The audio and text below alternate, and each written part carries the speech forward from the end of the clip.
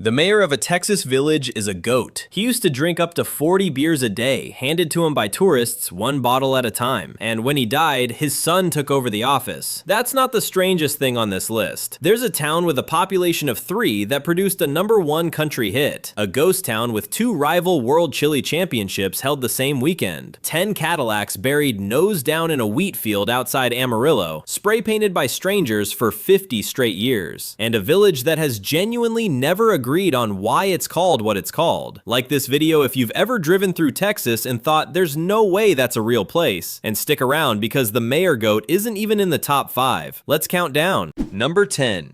Ding Dong. A sign painter walks into a hardware store to buy paint for a country store sign. The hardware store owner, bored and a little mischievous, tells him to have some fun with it. That prank became a permanent town name. Population somewhere between 20 and maybe 300, depending who's counting. 8 miles south of Killeen in Bell County. In the early 1930s, cousins Zulus Bell and Bert Bell opened a store on the Lampasas River and hired an artist named C.C. Hoover to paint their sign. Egged on by a neighboring hardware dealer, Hoover drew 2 bells, wrote Zulus in one and Bert in the other, and added the words Ding Dong underneath. The joke never stopped being funny to anyone, and the community that grew up around the store simply took the name. In 1962, a newspaper columnist felt it was a shame Ding Dong didn't have an actual bell, so the Santa Fe Railroad shipped one in by train, 250 pounds of cast iron, gifted to the town's unofficial mayor, who later complained that visitors kept ringing it at all hours of the night. Ding Dong has been mentioned in Ripley's Believe It or Not and in Bill Bryson's book about America. There's no downtown, no bell tower, barely a stop sign. Would you drive out of your way just to stand under a sign that exists because of a bad pun from 1930? Number 9. Cut and shoot. A boy scared out of his mind during an armed standoff at the only church in town blurts out a threat that becomes the town's permanent name for the next 100 years plus. Population just over 1,000 in Montgomery County, 40 miles north of Houston. In July 1912, the community's shared Baptist Methodist church became the site of a genuine confrontation over who should be allowed to preach there. Armed men showed up. A young boy on the scene yelled that he was going to cut around the corner and shoot through the bushes in a minute, and a witness later described the whole mess as where they had the cutting and shooting scrape. Shortened to cut and shoot, the phrase stuck for good. The town didn't even get its own post office until 1958, and the timing wasn't a coincidence. It lined up with local boxer Roy Harris fighting Floyd Patterson for the heavyweight championship of the world. Harris lost the fight but won everything else, becoming a lawyer and later engineering the town's official incorporation in 1969. If Ding Dong is Texas at its most harmless, Cut and Shoot is Texas at its most dramatic. A near riot immortalized in a town's name because nobody could agree on a church steeple. Number 8. Muleshoe. Somewhere out on the high plains, near the New Mexico border, sits the only national monument in America built for a work animal. Population around 4,300. It's home to Old Pete, a life-sized fiberglass mule unveiled in 1965 to a crowd of roughly 10,000 people who climbed onto rooftops and grain elevators just to watch. It started when a Texas writer named V.H. Torrance noticed something missing at the Fort Worth Stock Show: mules, being quietly erased from American life by the tractor. A local radio station owner picked up the cause. More than 700 donors around the world chipped in $5 at a time. And Old Pete, modeled after a real 1,100-pound Muleshoe mule, was born. He now stands beside the world's largest mule shoe, a giant horseshoe studded with real mule shoes. And in 2001, he was shipped all the way to Washington, D.C. to appear at a presidential inaugural ball. A fiberglass animal from a town of 4,300 has attended a presidential inauguration. Most actual people never get that invite. Subscribe now if you want to see how weird this gets from here, because we're only just getting started. Number 7. Uncertain. Nobody in this town can actually agree on why it's named what it's named, and somehow that's exactly the point. It sits on the shore of Caddo Lake in Harrison County, right on the Texas-Louisiana border. Population under 100. One story says steamboat captains found the landing so hard to moor at, they simply called it uncertain. Another claims the old border between the Republic of Texas and the United States ran straight through the settlement, so residents genuinely didn't know which country or which tax collector collector they belong to. A third version says a township application arrived with the name field blank, and someone wrote uncertain as a placeholder that never got fixed. The town leaned all the way in, incorporating in 1961 specifically so it could sell alcohol legally to fishermen and tourists. It sits inside Texas's only naturally formed lake, a 25,000-acre maze of 400-year-old bald cypress draped in Spanish moss, where hundreds of visitors over the decades have reported seeing Bigfoot in the swamp, and where the city posts official turtle crossing signs every May and June to protect thousands of female turtles crawling ashore to lay eggs. If Muleshoe built a monument to certainty about what mules meant to Texas, Uncertain built an entire town around not being sure of anything at all. Would you want to live somewhere that can't even settle on the story behind its own name? Number 6. Round Top. A town where you could fit the entire population onto 2 tour buses somehow becomes twice a year one of the biggest shopping destinations on the planet. Population 90, sometimes counted as low as 87, officially one of the smallest incorporated towns in the entire state, sitting halfway between Austin and Houston. For most of the year, it's a quiet stretch of historic buildings and one very famous pie shop. Then spring and fall arrive, and the Round Top Antiques Fair, which started in a single barn in 1968, spreads across 11 miles of highway and pulls in more than 100,000 shoppers, dealers, and interior designers from around the world. That's a population surge of over 1,000 times normal, crammed into a town smaller than most high school graduating classes. Real estate here now gets quoted per square foot instead of per acre, competing with land near major cities. And then, just as fast as it arrived, the crowd disappears, and Round Top goes back to being 90 people and a neon sign that says "Eat Mo Pie." If a town of 3 produced a #1 hit later on this list, remember this one first. Round Top proves that in Texas, population size and cultural weight have almost nothing to do with each other. Number 5. Sweetwater. 4,000 pounds of live rattlesnakes, weighed, milked for venom, and deep fried in front of a crowd of 25,000 people every March in a town of just over 10,000 residents. Sweetwater has hosted the world's largest rattlesnake roundup since 1958, when ranchers worried about western Diamondbacks killing their cattle asked the local JCs to organize a way to control the population. What began as pest control turned into a full-blown festival, a beauty pageant, a gun and knife show, a carnival, a snake-eating contest built entirely around the animal Texans are supposed to be afraid of. In 2016, the total haul hit a record 24,262 pounds of snake in a single weekend. The event now generates over $8 million for the town, funding scholarships and civic projects that keep Sweetwater running the rest of the year.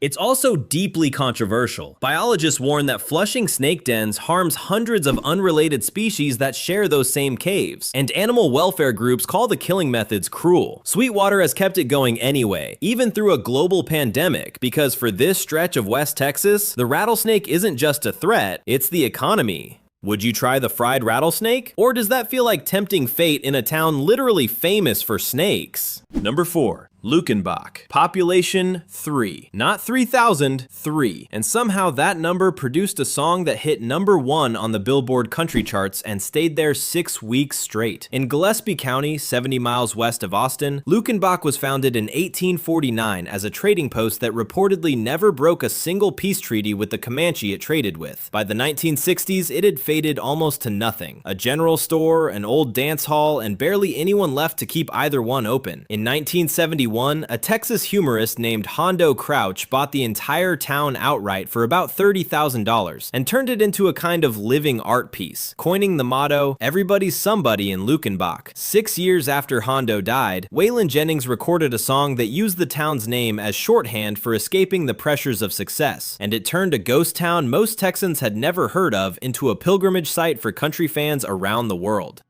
The population marker at the entrance still reads 3 today, even though the actual number nearby is closer to 25, because nobody wants to touch the figure that made the town famous. Compare that to Round Top a few spots back. 90 people pull in 6-figure crowds twice a year, but 3 people wrote themselves into music history permanently. Which is the bigger flex? Number 3. Terlingua. A ghost town abandoned for 80 years, brought back to life by a bet over chili, and its next door neighbor is governed by a goat. Terlingua sits in Brewster County on the doorstep of Big Bend National Park, population 78. It boomed in the 1880s after prospectors struck cinnabar, the ore mercury comes from, swelling to nearly 3,000 residents before the market collapsed after World War I and the town went bankrupt, leaving behind crumbling adobe walls and a cemetery with graves dating to 1903. It should have stayed dead. Instead, in 1967, a group that included car designer Carroll Shelby staged a publicity stunt, a chili cook-off meant to settle an argument between a Texas journalist and a New York writer over whose regional chili was better. The first contest ended in a tie after a judge got too sick from the chili to finish voting.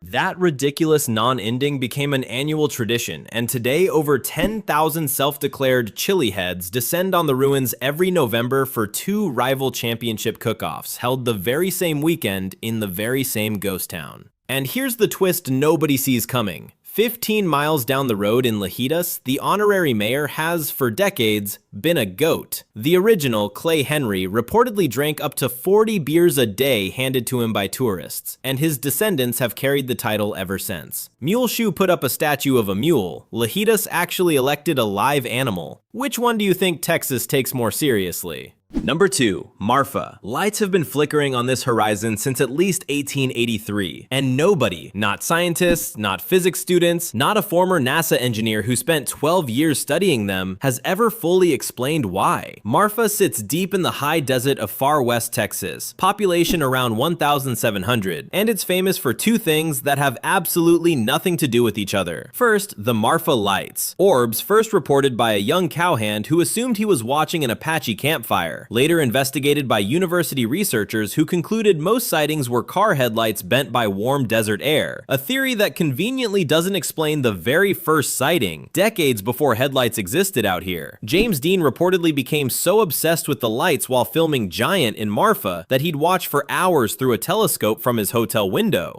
Then there's Prada Marfa, 26 miles outside town. A permanent art installation built to look exactly like a working Prada boutique, fully stocked with real shoes and handbags from the brand's actual 2005 collection, standing utterly alone on an empty highway. It has never sold a single item and never will. It's not a store, it's a sculpture shaped like consumerism, and tourists still pull over constantly to photograph it as if it might be open. If Terlingua's chili cook-off turned a dead mining town into a destination, Marfa did the opposite. It built a fake luxury store from nothing and made unexplained lights a tourist attraction, and somehow both work. Number 1. Cadillac Ranch, Amarillo. 10 Cadillacs buried nose down in a wheat field at the exact same angle as the Great Pyramid of Giza, and for 50 years running, total strangers have been legally allowed, actively encouraged, to spray paint them however they want. Cadillac Ranch sits just outside Amarillo on the old Route 66 frontage road, and it's possibly the single most photographed roadside attraction in the entire state. In 1974, eccentric millionaire Stanley Marsh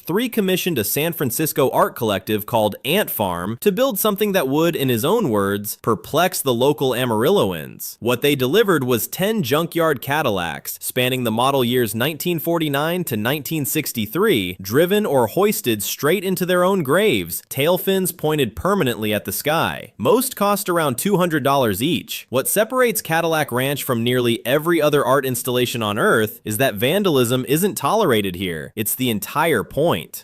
Visitors show up with spray cans expecting to add their own layer, which means the cars have likely been repainted by strangers tens of thousands of times since the 70s. The site inspired copycat installations across the country, showed up in a Bruce Springsteen song, got a full ceremonial gray reset for its 50th anniversary in 2024, and even inspired the animated mountain range in Pixar's Cars.